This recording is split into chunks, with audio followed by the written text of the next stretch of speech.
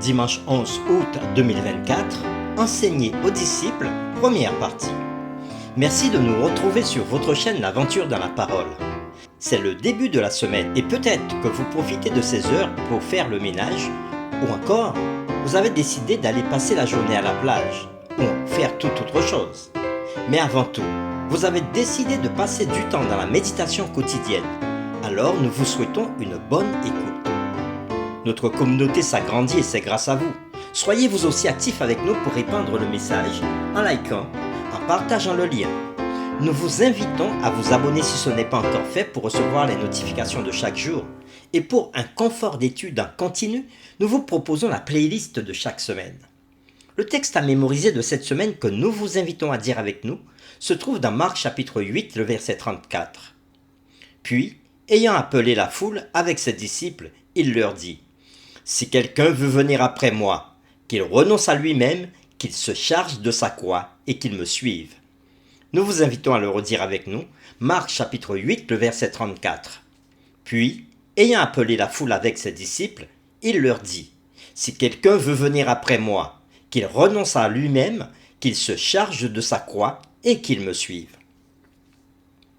Quels sont les signes donnés par Jésus pour montrer à ses disciples l'issue de sa mission ? Quels sont les sacrifices que doivent faire les disciples pour suivre Jésus ? La réflexion de cette semaine nous aide à répondre à ces questions. Et aujourd'hui, nous le ferons avec la séquence « Voir clair ». Nous vous invitons à lire avec nous Marc chapitre 8, les versets 22 à 30, et nous répondrons à la question suivante. Pourquoi avait-il fallu 2 touches à Jésus pour guérir l'aveugle et quelles leçons en tirons-nous ? Nous lisons Marc chapitre 8, versets 22 à 30. Ils se rendirent à Bethsaïda, et on emmena vers Jésus un aveugle qu'on le pria de toucher. Il prit l'aveugle par la main et le conduisit hors de la ville. Puis, il lui mit de la salive sur les yeux, lui imposa les mains et lui demanda s'il voyait quelque chose. Il regarda et dit : « J'aperçois des hommes, mais j'en vois comme des arbres qui marchent. » Jésus lui mit de nouveau les mains sur les yeux. Et quand l'aveugle regarda fixement, il fut guéri et vit tout distinctement. Alors Jésus le renvoya dans sa maison en disant : « N'entre pas au village. » Jésus s'en alla avec ses disciples dans les villages de Césarée de Philippe. Ils leur posèrent cette question : « Qui dit-on que je suis ?» Ils répondirent : « Jean-Baptiste, les autres Élie, les autres l'un des prophètes. » « Et vous, leur demanda-t-il, qui dites-vous que je suis ?» Pierre lui répondit : « Tu es le Christ. » Jésus leur recommanda sévèrement de ne dire cela de lui à personne. Après avoir lu Marc chapitre 8, versets 22 à 30, répondons à la question suivante. Pourquoi avait-il fallu 2 touches à Jésus pour guérir l'aveugle et quelles leçons en tirons-nous ? Les évangiles rapportent un certain nombre d'aveugles guéris par Jésus. Outre ce passage de Marc chapitre 8, Bartimée l'aveugle était guéri comme indiqué dans Marc chapitre 10 versets 46 à 52. Matthieu fait référence à 2 aveugles dans Matthieu chapitre 20 versets 29 à 34. Et Jean chapitre 9 raconte l'histoire de la guérison par Jésus d'un aveugle de naissance qui alla se laver dans la piscine de Siloé. Cette histoire de Marc chapitre 8, cependant, est unique. Elle n'apparaît que dans Marc, et c'est le seul miracle de Jésus qui a nécessité 2 actions pour apporter une guérison parfaite. Dans le cadre de l'histoire, le fait que Jésus prenne l'homme par la main et le conduise hors du village est un détail touchant. On peut sentir sa sympathie pour le handicap de l'homme. Mais pourquoi 2 touches ? Comme c'est le seul miracle où 2 actions sont impliquées, ce n'est probablement pas à cause d'un manque de puissance de la part de Jésus. Au contraire, il s'agit plus probablement d'une parabole jouée, illustrant comment la perspicacité spirituelle prend parfois du temps à se déployer.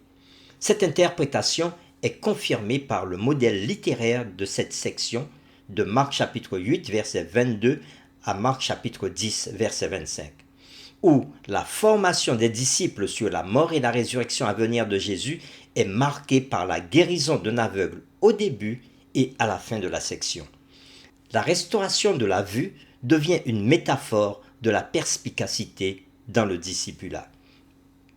Les enseignants adorent les questions, et ces questions sont souvent la clé pour déverrouiller la compréhension d'un élève.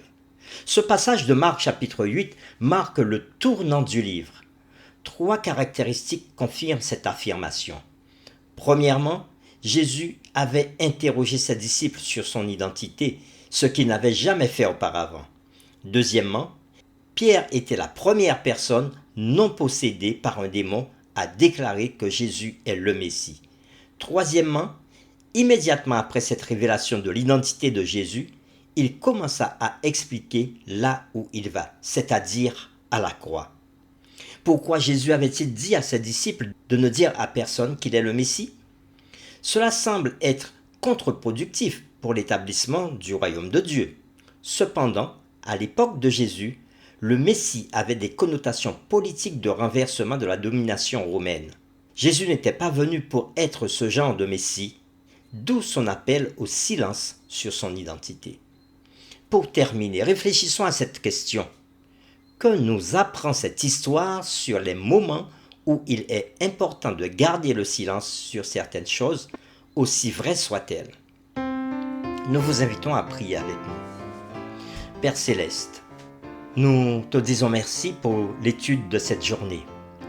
Merci de nous permettre de comprendre la mission de Jésus et comment il révèle ici, dans ce chapitre, sa mission, ce qu'il était venu faire.